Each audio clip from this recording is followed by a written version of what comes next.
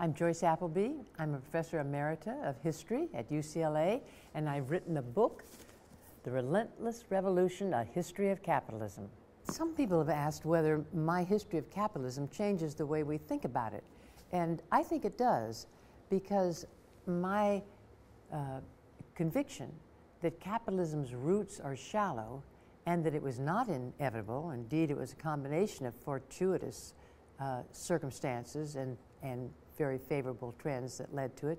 Those two assumptions or assertions undercut what I call the teleology of the modern West.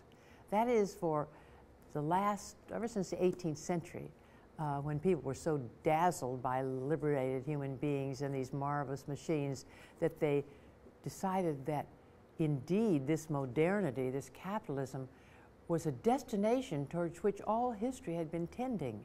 Now, this is what I mean by the teleology of Western civilization, the sort of things we learned in those Western civ classes about progress, inevitable progress.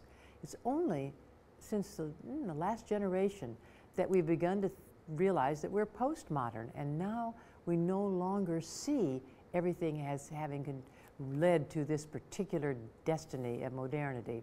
So I think this is going to be, it's going to shake up people's ideas a bit to see capitalism as not inevitable. People sometimes ask me, what would I like them to take away from this book?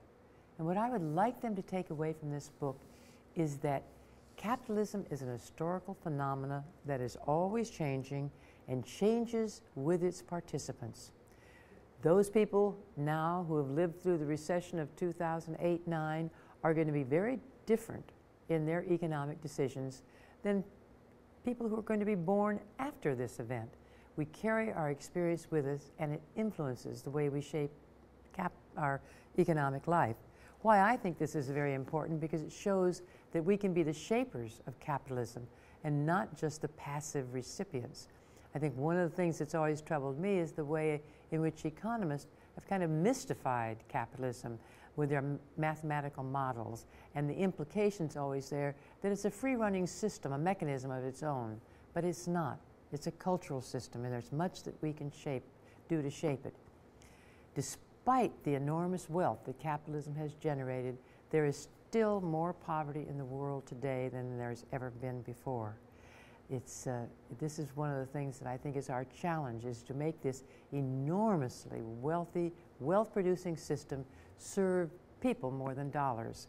And I think that we can do this. Capitalism, as I've said, is a relentless revolution, but it's not a mindless one. And there are ways to make it more responsive to people, to spread its riches, as long as we are wise enough not to kill the motives, not to kill the incentives that fuel capitalism.